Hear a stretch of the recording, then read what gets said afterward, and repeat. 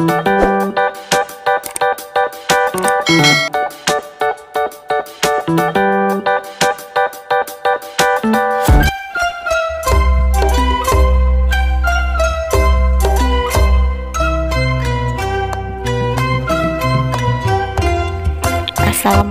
warahmatullahi wabarakatuh. Sampurasun, hayu urang diajar aksara Sunda. Aksara Sunda teh sok disebut oge aksara kaganga.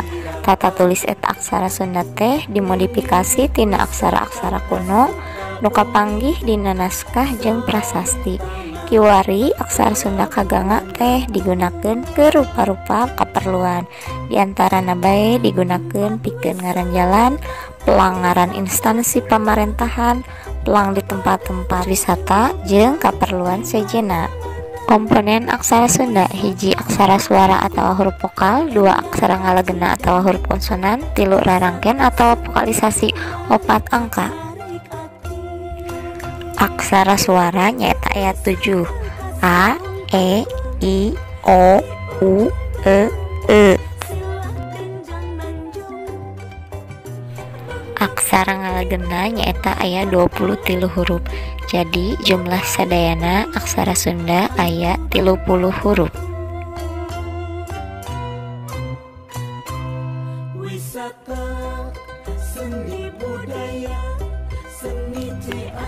Rarangken panghulu anu ngajadikeun huruf ngalegena dibacana i.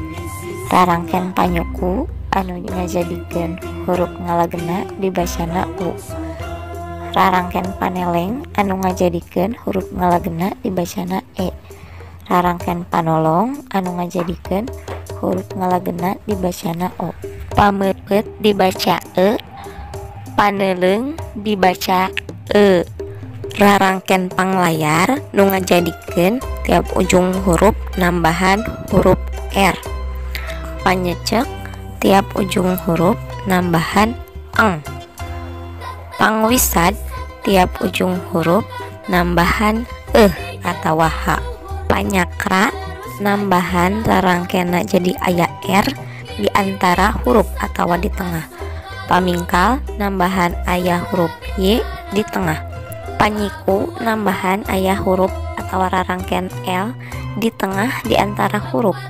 Salajengna rarangken pamaeh ngajadikeun huruf ujung a teu aya, dihapus. Contoh huruf da ditambah rarangken panghulu dibaca di. Huruf ca nganggo rarangken panyuku dibaca cu. Huruf k ditambah paneleng dibaca ke. Huruf ba ditambah rarangken panolong dibaca bo.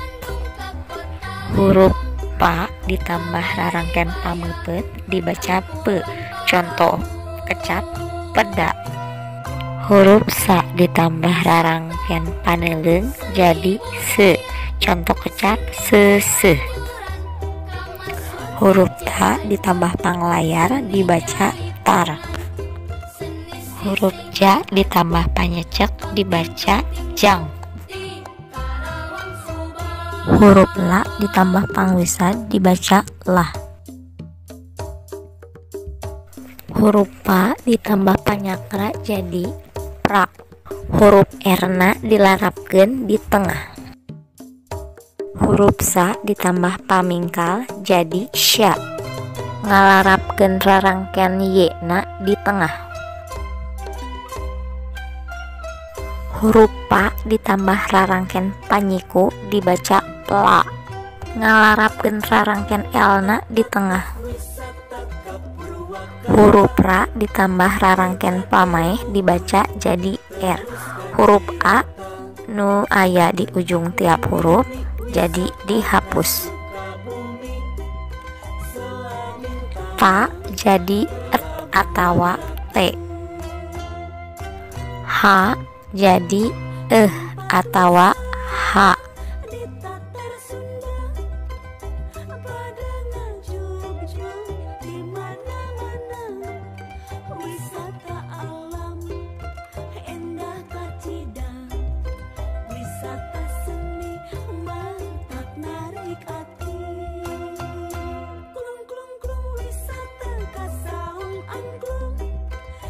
angka 1 2 3 4 5 genep 7 8 salapan jeung 0.